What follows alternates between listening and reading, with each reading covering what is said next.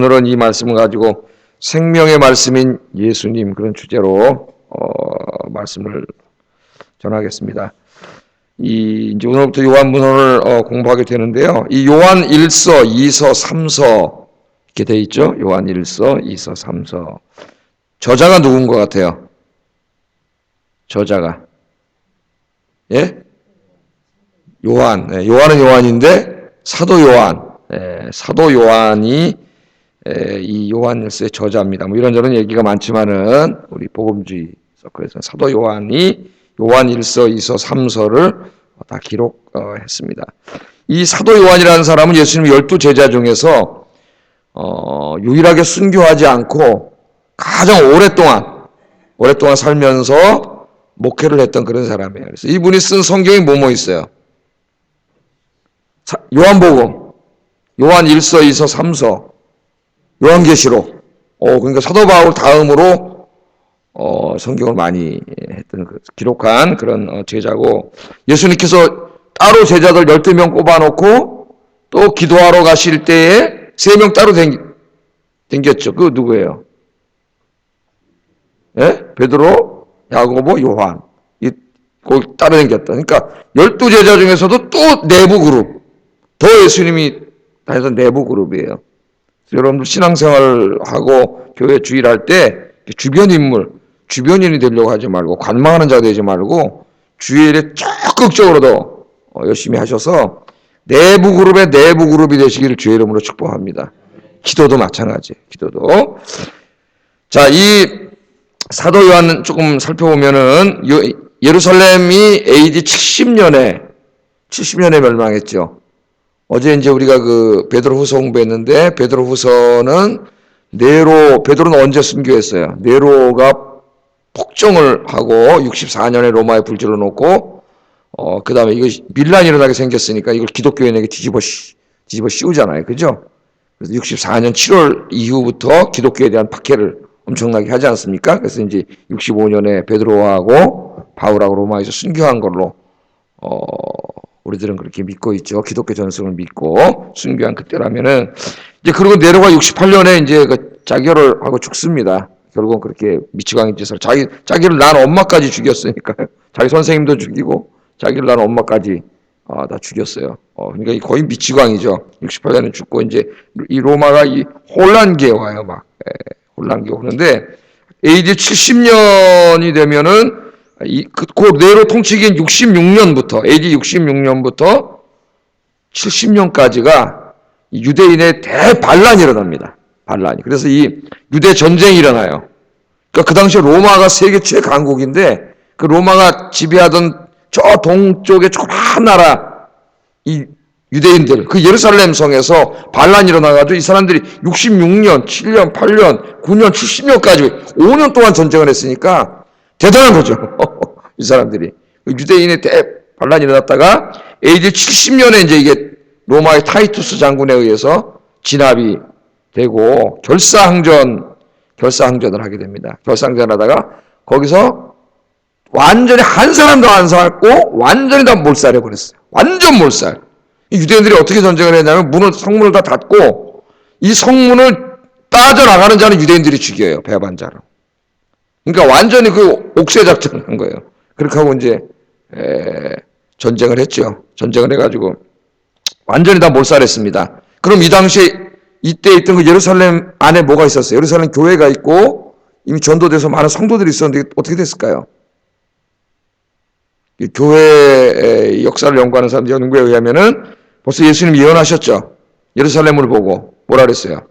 예루살렘아 예루살렘아 선지자를 죽이고 내게 파송된 자를 돌로 치는 자여 암탉이 제 새끼를 날개 아래 모음같이 내가 너희 자녀를 모으려 한 일이 몇 번이냐. 그러나 너희가 원치 아니하였도다. 보라 너희가 황폐하여 버림받으리라. 이렇게 하면서 우셨어요. 예수님이. 회개하지 않고 끝까지 죄를 짓다가 그 주님의 말씀에 의해서 이미 이 기독교인들은 이 예루살렘이 멸망하기 전에 다 빠져나갔습니다. 다 빠져나갔어요. 그러니까 다 사는 거예요. 거기 있었으면 다 죽었죠. 완전 다 몰살했으니까 애들까지. 한 사람도 안 남겨 다 죽였으니까. 로마인들이. 그러니까 로마인들은 자기에게 반역하는 자는 무자비하게 죽입니다. 무자비하게. 시오노 다나미의 그 로마인 이야기에는 로마를 상당히 미화시켜놨어요. 읽어보면은 그냥 미화시켜놨는데 다 죽였어요. 근데 이제 이 사도 요한도 그 70년에 예루살렘이 완전히 다 몰살되기 직전까지 예루살렘 교회에 있다가 그 직전에 기독교인들이 피난 갈 때 다 이제 피신한 걸로. 그러니까 주님의 말씀만 잘 들으면은 살 길이 열려요. 할렐루야. 예? 그 말씀을 안 듣고 계속 그 성에서 그러다 완전히 다 처참하게 다 죽은 거예요. 주님의 말씀을 믿은 사람들은 다 빠져나가서, 그래서 이 70년 그 멸망하기 바로 직전에 사도 요한도 빠져나가가지고 그 당시에 이제 가장 그 번창하던 도시인 에베소라고 하는 곳에, 에베소. 바울이 가서 교회 개척했지 않았습니까? 우리 지금 아침에 에베소서를 보는데 에베소랑 연관된 성경 말씀이 많죠. 에베소서도 그렇지만은 또 뭐도 그랬어요. 예? 디모데 전서, 디모데 후서도 다 에베소에 그 디모데가 목회할 때 보낸 거 아니에요. 서신이. 그렇죠? 오늘 지금 이 말씀도 에베소에서 쓴 말씀으로 학자들은 그렇게 보고 있습니다. 에베소에 가서 이제 사도 요한이 목회를 하다가 또 끌려가가지고 저 반모섬에 갇혀서 있었죠. 잠깐 도미티안 황제 때 거기서 요한계시록을 또 쓰고, 도미티안이 일찍 죽어가지고 원래는 거기 못 나와요. 반모섬에 갇히면 거기서 죽어야 되는데 황제가 그를 가둔 황제가 죽으면 석방될 수가 있어요.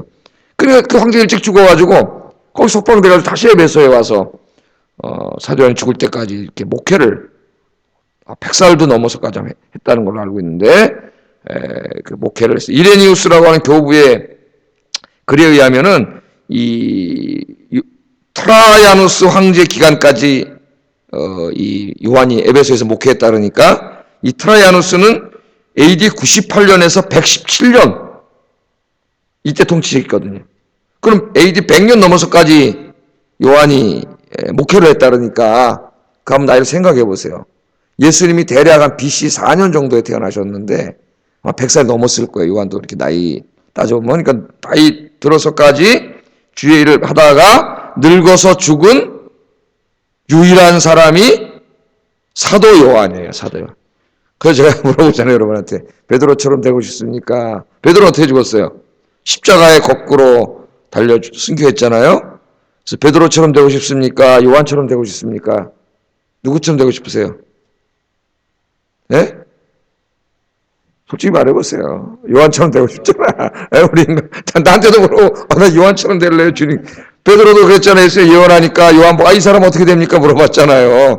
예? 너는 이제 네가 젊어서는 마음대로 돌아다니지만 네가 늙어서는 네가 마음대로 돌아다니지 못하고 다른 사람이 방파를 벌리고 띠띠우리라. 이거 어떻게 죽을 거를 미리 알고 얘기해. 베드로 후서 우리 아침에 묵상했지만은 베드로후서 1장에 보면 베드로가 그걸 늘 마음에 새기면서 나중에 순교하기 전에 자기가 죽을 것을 알고, 우리 다 공부했죠? 베드로후서 아침에. 그럼 물어보자 요한한테. 이 사람 어떻게 돼요? 그러면 그랬더니 야, 그 사람 내가 올 때까지 내버려둬. 네가 무슨 상관이냐. 넌 너에게 주어진 길을 가고 그 사람은 그 사람에게 주어진 길을 가고. 그러니까 다 다른 거예요. 남 보고 부러워하고 그러지 마세요. 다 우리 하나님은 맞춤형이에요. 맞춤형. 그 사람에게 가장 적절한 은혜로 하나님이 다 주시는 줄로 믿습니다. 우리 눈으로 볼 땐 저 사람이 더 훌륭한 것 좋은 것 같지만 아니에요.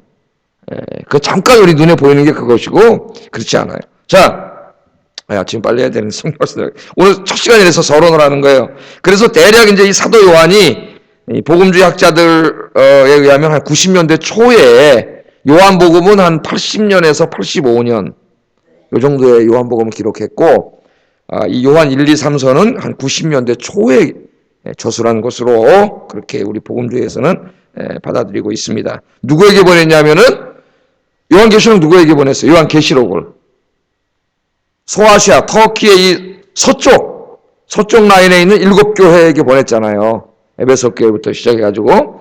그래서 이 요한 1서도 주로 사도 요한이 영향력을 행사하고 있던 그 7교회와 그 주변에 있는 교회들에게 보낸 회람용 서신, 한 교회에 보낸 게 아니라 그 지역교회 이렇게 돌려가면서 읽으라고 보낸 회람용 서신입니다. 그러니까 그래서 이런 것들은 이제 우리가 베드로 전서, 후서 이런 요한일서를 어떤 특정한 교회에 보낸 게 아니기 때문에 공동서신이라고 그러죠. 공동서신.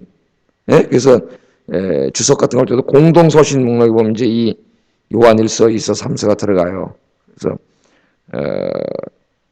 공동소신이라는 걸 우리가 알면 되고, 그 베드로 후서도 베드로 전후서도 터키 지역인데 주로 이제 중부지방, 북부지방 이쪽에 베드로가 사역했던 곳, 영향력을 행사했던 곳이라면 이것은 이제 요한 영향력을 행사했던 그것으로 보내기 위해서 저술했는데, 이 베드로후서와 마찬가지로 이 초대교회 때는요, 이 진리가 완전히 교회 안에 확실히 서 있지 않았기 때문에 이단들이 굉장히 많았어요.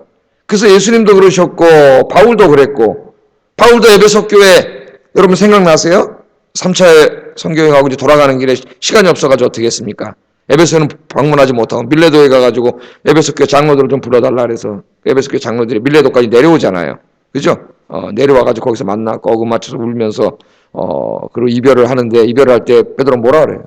앞으로 이 교회에 이단들이 들어와가지고 양들을 유린하는 일이 벌어질 테니까 장로들한테 뭐라고 부탁해요? 당신들이 이 양들을 말씀으로 잘 돌봐야 됩니다. 베드로가 이걸 안타깝게 여기고 그러고 돌아갔잖아요. 그 사도행전에서 나오죠. 그러니까 여러분 제 성경 강의할 때 잘 듣고 좀 적고 막 이러면서 이 말씀을 잘 배워야 돼요. 자, 그래서 이제 이 이단들이 많이 나와가지고 성도들을 막 유린해서 뭐 종말론적인 이단, 오늘 이제 요한문헌에는 주로 이 초기 원시 영주주의라고 하는 것은 2세기부터 나오는 이단인데, 그 이전에 그 원시 형태를 띈 그 영주주의자들이 막 나와가지고 이 교회를 흔들어 놨어요. 그러니까 진리, 말씀의 진리, 자기가 믿는 기독교 진리, 성경의 진리에 대해서 확실하게 알지 못하면은 흔들리게 돼 있어요. 우리나라에 존재하는 모든 이단에 가 있는 사람들이 다 교회 다니는 사람들이에요, 대부분이. 교회를 그냥 왔다 갔다 하다 보니까 진리의 말씀을 잘 알지 못해요. 그래서 제가 설교 중에 교리니 뭐 이런 거 다 얘기합니다. 여러분들에게 이걸 공부하라고. 그냥 뭐 예화 하나 듣고 가서 뭐 하겠어요. 참 진리를 알아야지. 자, 그 영지주의들이 나와가지고 여기 이제 우리 요한 문헌을 읽다 보면 이 사람들을 요한은 거짓 선지자 혹은 적그리스도라고 표현해요. 거짓 선지자, 적그리스도. 4장 1절에서는 거짓 선지자라고 4장 3절에서는 적그리스도라 그러는데, 그들이 다 원래는 교회 안에 있다가 나간 자들이라 그래요. 요한문헌 오늘 집 와서 읽어보세요. 1장부터 5장까지. 2장에 보면은 교회 안에 있다가 나간 자들이에요. 똑같아요. 지금도. 진리에 서 있지 못해요. 교회 안에 있다가 나간 자들이에요. 이들이 뭘 부인하냐면 예수님의 성육신, 하나님이 인간의 몸을 입고 오셨다는 거 부인하고, 예수님의 메시아됨을 부인하고, 하나님의 창조도 다 부정하고, 윤리적인으로 거룩하게 살아야 된다는 것도 다 부정하고, 예? 또 자신들만 특별한 어떤 영적인 지식을 가지고 있다고 해요. 자기들만. 이단들이 다 그러죠. 자기들만 무슨 계시를 받았다 그러고 이런 것을 주장하면서 이 초대교회 교인들을 흔들어 놨어요. 교회가 흔들려요. 막 이단으로 나가요. 교회에서 이미 벗어나갔어요. 일전 이단으로 나갔어요. 이거 얼마나 힘들어요. 이런 상황 가운데 교회와 성도를 바로잡고 주의 진리의 말씀 굳건히 전하, 예수님이 누구인가를 다시 가르칠 수밖에 없는 이런 상황에서 하나님이 요한을 통하여 다시 이 진리의 말씀을 쓰도록 하고, 이걸 지금 흔들리고 있는 교회들에게 회람해서 읽게 했어요. 그래서 베드로후서 공부할 때 어떻게 했습니까? 베드로가 뭐라 그랬어요? 어제 바울의 서신에 대해서 알고 있잖아요. 베드로도 이미 바울의 서신이 돌아다녀가지고. 여러분 그 당시에는 그런 게 회람돼서 읽었지만 지금은 하나님 얼마나 감사해요. 여러분 66권이 다 이렇게 계시가 완성돼가지고 책으로, 그것도 우리말로 번역 잘 돼가지고, 물론 조금 부족한 게 있어도 번역이 잘 돼서 요렇게 이쁘게 탁 해가지고 설명까지 해가지고 기도까지 있고 막, 예? 요렇게 성경책 잘 만든 가죽으로 탁 덮어가지고 한국어로 이거 딱 들고 다니게, 여러분 이거 축복인 줄로 믿습니다. 이거 왜 안 읽어요 도대체? 우리 아이께는 많이 읽는 줄로 믿습니다. 예? 이 하나님 말씀을 끼고 진리의 말씀을 읽어야지.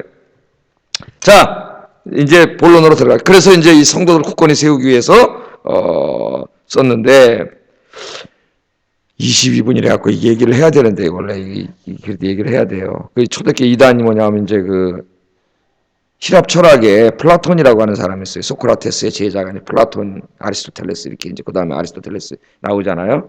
이 플라톤이 얼마나 위대한 사람이냐면은 화이트헤드라고 하는 철학자가 뭐라 그랬냐면, 플라톤 이후에 모든 서양 철학 2000년의 철학은 플라톤의 주해에 불과하다는 말을 했어요. 근데 저희 철학사를 공부하다 보니까 진짜 플라톤의 주해에 불과해요. 아직도 플라톤에서 벗어나지 못했어요. 철학은. 플라톤 울고 먹고 살아요. 그 정도의 위대한 사람. 근데 플라톤이 어떻게 생각했습니까? 제가 이 철학 대학교 1학년 다닐 때 철학 개론 시간에 철학 선생님이 얼마나 철학을 못 가르치는지 다른 거 배운 거 하나도 생각 안 나고 실존이요, 존재가 먼저, 실존이 먼저요 그러면서 말도 못 하는데 무슨 말인지 하나도 못 알아듣겠고 저는 철학 같은 사람이 아니거든요. 원래 이런 거. 막 뛰어나가서 실질적으로 이 실제적인 프랙티컬하는 사람이고 맨 처음에. 그래서 그냥 저 기둥 뒤에서 항상 앉아있죠. 수업 시간에. 기둥 뒤에 앉아가지고 또 밤에나 동사무소에서 일하잖아요. 전 밤새도록. 뭐 했겠어요? 실존이고 존재가 무슨 말인지 하나 내가 볼 때 지도 무슨 말인지 모르고 하는 것 같아. 예? 근데 2학년 때부터 이제 철학사를 배우는데 정말 철학의 대가를 만났어요. 지금 이제 그분이 총신에 안 계신데 김정도 교수님이라고 서울대 철학과를 나와가지고 이제 독일에 가서 칸트로 박사학위를 받은 몇 안 되는 재원인데 서울대학 교수로 총빙을 받았는데 서울대학 교수를 안 가고 난 목사님들을 가르치는 사명이 있다. 총신대로 대단한 희생을 한 거지 이분이. 총신대 조그만 학교 누가 알아줘요. 뭐 옛날에 총신대역 생기기 전에는 총신대라는 말 아는 사람 하나도 없어. 통신대입니까? 통신대, 방송통신대. 그거 희생하고 오는 거 아무도 안 알아줘요. 총신대 누가 알아줘요. 조그만 학교 구탱해 지금 거기를. 예? 근데도 거기 와서 목사다니고 학생들도 오고 그 선생님이 와서 철학을 가르치는 말은 잘 못하세요. 이분이. 교수가 돼서도 하루에 10시간을 공부하는 분이에요. 자기 그 철학 노트를 연구한 읽는데 읽는 걸 들으면서 이해가 돼요. 왜냐면 자기 말로 탁 써가지고 이분이 이걸 읽는데 플라톤을 배우다가 제가 거기서 큰 은혜를 받았습니다. 플라톤한테. 철학의 눈이 팍 열렸어. 와, 플라톤을 배우고 뛰어나면서 세상이 다르게 보이기 시작했어요. 플라톤을 배우면서. 그래서 그 다음부터 철학을 열심히 공부하게 됐어요. 여러분 잘 알잖아요. 동굴의 비유라고. 예? 이게 공부해야 돼요. 그래서 제가 이거 좀 시간 여러분 좀 각오하세요. 이 플라톤은 어떻게 생각해? 우리가 눈으로 보는 이 세상 보이잖아요. 나무도 있고 산도 있고 해도 있고 이 눈으로 보는 이런 세상은 이게 실체가 아니라는 거예요. 실체가 이게 다가 아니라는 거예요. 예? 진짜는 그 실체를 실체되게 하는 그 진짜 실체가 있다는 거예요. 이건 다 그림자에 불과하다는 거예요. 그러면서 이제 그 동굴의 비유를 얘기하지 않습니까? 예? 이게 보니까 이 앞에 동물들이 쫙 이렇게 지나가는데요. 그 뒤에 불이 이렇게 활활 타고 있어요. 그러면 이 동물들이 이 불에 비춰가지고 저쪽에 벽에 뭐가 비칠까요? 그림자가 비치잖아요. 그림자. 그런데 어떤 사람이 있는데 태어나가지고 한 번도 뒤를 돌아보지 않은 사람. 또 뒤를 돌아볼 수도 없어요. 이 사람. 앞만 보게 돼 있어요. 앞만. 벽만 보고 사는 거예요. 평생. 플라톤이 하는 말이에요. 벽만 보고 사니까 그 뭐만 보여요? 그림자만 보이지 이 사람은. 호랑이 그림자, 사자 그림자, 사람 그림자, 철수 그림자, 영희 그림자 다 그림자만 지나가잖아. 평생 이러고만 있었기 때문에 그 그림자가 실체인지 한 거야. 실체. 근데 동굴 바깥에 있던 어떤 사람이 들어와서 야 이놈아 그거 실체가 아니야. 그림자야. 실체 뒤를 돌아봐. 그래서 이 사람이 태어나서 처음으로 한번 뒤로 딱 돌아봤더니 실제 동물이 여기서 지나다니고 작은 이때까지 뭘 본 거예요? 그림자를 보고 이게 실체인지 안 거예요. 그래 동굴 밖으로 뛰어나갔더니 자기가 경험하지 못했던 이 실체 세계가 있는 거예요. 예? 이게 바로 그 유명한 플라톤 철학의 핵심이에요. 동굴의 비유. 우리가 눈으로 보고 있는 것은 다 그림자라 그러네. 실체가 있다 그러네. 그 실체는 이데아. 너무 은혜를 받았어요. 제가 저는 눈으로 보이는 세계가 단지 알았는데 너는 그걸 긍정적으로 해서 그랬어요. 예? 주님이 이 땅에 이르시 실체가 있구나. 저는 은혜를 그렇게 받은 이 플라톤의 비대함입니다. 그런데 이 플라톤 철학이 이제 그 제자들로 넘어가면서 신플라톤주의라고 나오면서 점점 이제 이렇게 물질의 세계를 무시하고 심지어는 이제 악한 것으로 우리가 눈으로 보는 물질의 세계 이 육신까지 이건 정말 악한 것이고 그 육신에 갇혀 있는 영혼 플라톤은 그걸 이데아라 그랬는데 그 영혼만 설한 거야. 그 구원이 뭐냐면은 이 육신에 갇혀있는 영혼이 육신을 빠져나가서 영혼이 살고 있는 영원한 곳으로 가는 게 플라톤 철학에 보면 이게 구원이에요. 영혼 불면설이 나와요. 어떤 사람은 기독교가 영혼 불면설인지 아는 사람이 있어요. 우리 육신의 부활을 믿는다 그랬죠? 영주자는 믿겠어요? 안 믿겠어요? 안 믿지. 육신이 더러운 이게 죄악의 구탱인데 무슨 육신의 부활이 있고 창조 믿겠어요? 안 믿겠어요? 당연히 안 믿겠죠. 예? 이 플라톤 철학이 이단으로 흐른 게 영주주의라 그래요. 영주주의. 이걸 받아들여서 신학 이단으로 흐른 걸 영주주의라 그래요. 이 세계에. 예? 그럼 창조도 안 믿겠죠. 하나님이 이 창조를 했겠어요? 이 더러운 물질 세계를? 당연히 안 믿겠죠. 그 다음에 하나님이 인간의 몸을 입고 우리를 구원하시기 오셨다는 걸 믿겠어요? 안 믿겠어요? 당연히 안 믿죠. 하나님이 어떻게 더러운 인간의 몸을 입고 와. 인간의 몸에서 벗어나야지 구원인데 이런 걸 다 부정하는 거야. 예수가 메시아 되면 부정하고 성육신은 부정하고 다 나왔죠. 예? 그 초대교회 대혼란이 벌어진 거예요. 그래서 이 말씀을 쓰고 있다. 그래서 앞으로 이제 목사님들이 설교할 때 영주주의라는 말이 많이 나올 텐데 제가 지금 말한 것만 기억하고 있으면 영주주의가 뭔지 알아요. 물질의 세계. 우리 물질의 세계를 정죄합니까? 더럽다릅니까? 하나님이 창조하신 세계죠. 비록 죄 때문에 오염되고 파괴되고 좀 망가져 있고 일그러져 있지만 이걸 하나님이 버린 게 아니라 이 세상을 이렇게 사랑해서 이걸 변화시키고 구원시키려고 외아들을 보냈다 그러잖아. 요한복음도. 그죠? 할렐루야. 이 물질이 더러운 게 아니에요. 죄 때문에 그렇게 되어 있지만 하나님은 이걸 버리는 게 아니라 이걸 새롭게 하는 거죠. 제가 계속 가르쳤어요. 이 세상을 새롭게 해서 이 땅에 하나님 나라가 이루어진다고. 이걸 우리가 알고 있어야 됩니다. 그래 이단에 넘어가지 않아요. 자, 그래서 오늘 말씀해 보면은 1절 2절에 보면은 요한은 태초부터 있던 생명의 말씀을 소개하는 성육신으로부터 시작해요. 그래서 성육신. 태초부터 있는 생명의 말씀에 관하여는 우리가 들은 바요 눈으로 본 바요 자세히 보고 우리의 손으로 만진 바라 이 생명이 나타난 바 된지라. 아멘. 그래서 생명의 말씀 요한복음 1장 1절하고 똑같죠. 태초에 말씀이 계시니라. 이 말씀이 하나님과 함께 계셨으니 이 말씀이 곧 하나님이시니라. 똑같이 시작해요. 요한 1서와 요한복음을 읽으면 거의 똑같아요. 사상과 어휘가. 근데 이걸 다른 요한이 썼다고 하는 말도 안 되는 주장을 하는 자유주의 신학자들이 있어요. 자, 이 요한복음 말씀을 생각해요. 자, 이 말씀이라는 게 뭡니까? 뭐 로고스도 얘기할 수 있고 제가 뭐 원래 로고스 철학도 얘기하고 다 준비하다가 새벽에 할 시간에서 다 빼버렸어요. 로고스는. 로고스 철학은 더 이상 얘기 안 하겠습니다. 이 말씀, 하나님이 태초에 뭐로 세상을 창조하셨어요? 태초에 말씀으로 세상을 창조하셨어요. 그러니까 말씀은 뭐예요? 창조의 수단이에요. 창조의 수단. 또 하나님의 뜻을 알릴 때 뭐로 알려주셨어요? 우리에게. 말씀으로 알려주셨어요. 그래서 말씀은 하나님의 뜻을 알리는 계시의 수단이 돼요. 창조의 수단, 계시의 수단이에요. 그런데 요한복음 1장 14절에 보면은 말씀이 육신이 되어 우리 가운데 거하심에 그래요. 그 하나님이 창조하실 때 수단으로 사용했던 말씀, 하나님의 뜻을 알릴 때 수단으로 사용했던 말씀이 이 육신이 됐다는 거예요. 육신이. 그러니까 성육신을 말하는 거죠. 이 육신을 입고 우리 가운데 와서 거하고 계신다는 거예요. 그분이 예수님이라는 거예요. 예수님.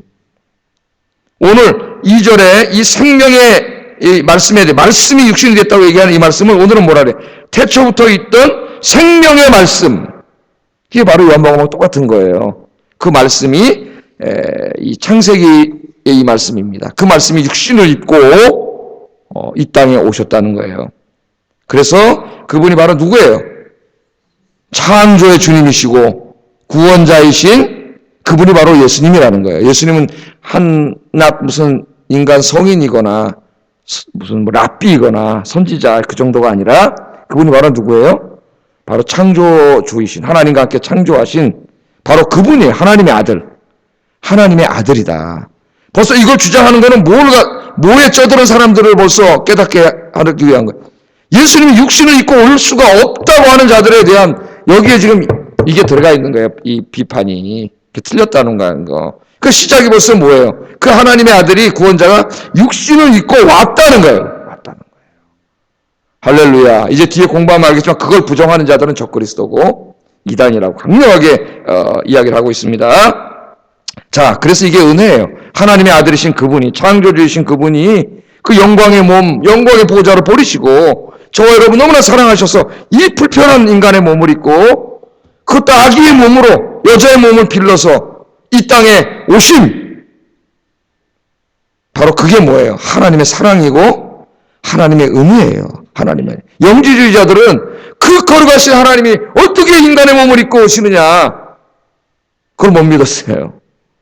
바로 그게 하나님의 은혜요 하나님의 사랑인 줄로 믿습니다. 우린 그 큰 사랑을 받고 사는 사람이다. 그래서 여러분 이제 이런 말씀을 알게 되면 마태복음이나 누가복음 그 창조 예수님 탄생 기사를 읽을 때 눈물이 나는 거예요. 그 하나님이신 당신이 그 영광의 주님이신 당신이 나를 사랑하셔서 그 인간의 불편한 몸을 입고 이 땅에 찾아오셨다고 하는 것. 그날이 무슨 날이에요? 크리스마스 날이에요. 크리스마스 날 먹고 마시고 즐기고 마음 들떠서 보내는 날이 아니라 창조주 하나님이 인간의 몸을 입고 찾아오신 바로 그 날인데, 마귀는 그걸 다 잊어먹게 하고 뭐만 캐롤만 울려 퍼지고, 루돌프 사슴코는, 루돌프하고 예수님하고 무슨 상관이 있어요? 철없다고니 없는 교회는 교회 안에서 루돌프 사슴코나 틀어놓고 애들 앉아있고 산타크로스 할아버지 왔다 갔다 해요, 교회 안에서. 그래서 애들이 크리스마스 날 교회 와서 예수님을 배우고 가는 게 아니라 산타크로스로 배우고 가. 이 정신 나가는 거예요, 정신 나가는 거예요. 누굴 가르쳐야 돼요? 예수님이 왜 이날 오셨는지 예수님 가르쳐야죠. 네. 이 은혜가 충만하길 주의 이름으로 축복합니다. 그런데 특별히 오늘 중요한 말을 많이 하는데 2절 하반절부터 보면 이 영원한 생명을 우리가 보았고 증언하여 너희에게 전하노니 이는 아버지와 함께 계시다가 우리에게 나타난 바 된 이시니라. 아멘. 이 영원한 생명을 우리가 보았다. 이거 줄쳐놓으세요. 오늘 서론인데 굉장히 중요하기 때문에 오늘 조금 한 40분까지 하겠습니다, 설교를. 이 영원한 생명을 우리가 보았다. 근데 여기 영원한이라는 말이 가장 성경을 번역할 때 영어 성경이나 우리말 성경 오역입니다, 오역. 이 영원한. 그래서 그 정말 중요한 이 신학적인 의미가 다 잘못 이해되는 기초를 제공한 게 영원한이에요. 영원한. 그 영원한 생명, 그 우리 뭐라 그래요? 줄여서 영생. 영어로는 eternal life. 똑같아요, 영어도. eternal life. 그런데 이 영원한이라는 형용사인 아이오니오스라는 말은 물론 영원하다는 말도 있지만 이 말은 시대라는 말이에요. 원래 시대. 에이지형으로. 시대라는 말이에요. 즉 이 시대가 뭐냐면은 하나님께서 약속하신 시대. 지금 왔어요, 안 왔어요? 아직 안 왔잖아요. 하나님께서 약속하신 시대, 즉 지금 다가오고 있는 새 시대. 그 다른 말로 말하면 뭐야? 하나님 나라지. 그게 천국이고 새하늘과 새 땅. 베드로서에서 공부했잖아요. 예? 바로 그 하나님이 약속한 시대, 지금 다가오고 있는 새 시대라는 말이에요. 새 시대. 그러니까 영원한 생명이 아니라 지금 하나님께서 약속하신 새 시대의 생명이란 말이에요. 이게 새 시대. 올 세대의 생명. 다가오는 시대의 생명을 영생이라고 번역하면 안 돼요. 이게 신학적으로 제일 잘못 번역된, 서양이나 우리나라나. 신학이 발전하면서 이걸 잘못이라는 걸 깨닫게 됐어요. 다가올 세대의 생명을 받다니까 예수님을 통해서 영원한 이 세상가 아니라 저 영원한이 아니라 다가올 세대. 그러니까 주님이 약속하셔서 이 땅에 이루어질 하나님 나라가 임했을 때 그때의 생명, 그 시대에 살아갈 생명을 봤다는 거야. 그 시대의 생명을. 봤어요, 안 봤어요, 여러분? 안 봤잖아요. 그 누구를 통해서 봤어요? 예수님을. 예수님을 봤는데 예수님을 통해서 요한은 뭘 봤다 그래요? 그 미래 세대, 아직 오지 않았습니다. 이제 주님이 이 땅에 이루실 그 하나님 나라의 생명을 예수님을 통해서 하나님께서 미리 조금 보여주신 거예요. 보여주신 거예요. 요한은 참 복이 많은 사람이에요. 나중에는 요한계시록에 보면 그냥 하늘문을 열어가지고 천상을 다 보여주셨어요. 요한은 이 정도가 아니라. 그죠? 나중에 다 보여주셨어요. 그래서 이 성경에, 우리말 성경에 영생이란 말은 다 새로 번역해야 돼요. 영생이 아니고 다가올 세대의 생명이에요. 자, 이 생명은 어떤 생명이에요? 이 생명은 영원하지 않아요. 이 생명은 어떻게 해요? 시간 속에 창조됐기 때문에 늙고 병들고 죽지요. 이 몸은. 이거 영원하지 않아요. 이거 영원한 몸이 아니에요. 그러나 이 몸을 가지고 있는 상태에서 미래 세대의 생명, 다가올 세대의 생명을 봤어요. 그 생명은 죽지 않아요. 병들지 않아요. 영원한 생명이에요. 정말 그 생명이 우리 베드로후서 1장 4절 공부했듯이 하나님의 성품, 하나님의 본성, 하나님의 본질을 가진 신적인 생명이에요. 신적인 생명. 예수님 안에서 그 생명을 봤다는 거예요. 그 생명. 여러분 어때요? 예수님 돌아가셨는데 여러분 보셨어요? 여러분 안에 누가 찾아오셨어요? 성령님이 찾아오셨잖아요. 그 성령이 여러분 안에 가져오실 때 뭘 가지고 오셨어요? 그 미래 세대 생명을 가지고 오셨어요. 할렐루야. 믿는 사람과 안 믿는 사람은 천지 차이입니다. 똑같이 보이나요? 아니에요. 여러분 안에 뭐가 있어요? 그 미래 세대에 우리가 살아갈 그 다가올 세대의 생명, 그 생명이 이미 성령께서 여러분 안에 가지고 오셨어요. 그래서 여러분도 이미 그 생명을 본 사람이에요. 가지고 있는 사람이에요. 영원한 생명을 가진 사람이에요. 여러분은 죽어도 어떻게 돼요? 그 생명을 갖고 있기 때문에 그 나라에 들어가서 영원히 살게 돼요. 할렐루야. 그러니까 여러분이 복받은 사람이에요. 이제 좀 찡그리고 살지 말고. 여러분, 그러니까 여러분, 우리가 아무것도 없는 자 같으나 모든 것을 가진 자고, 우리 가난한 자 같으나 우린 부유한 자고, 소망이 없는 자 같으나 우린 가장 소망을 가진 자입니다. 할렐루야. 그래서 이 말씀, 자기는 생명을 봤다는 거예요. 그 생명을. 우리도 마찬가지예요. 그 생명을 본바요. 그래서 마지막으로 3절에 뭐라 합니까? 우리가 보고 들은 바를 너희에게 전함은, 그러잖아요.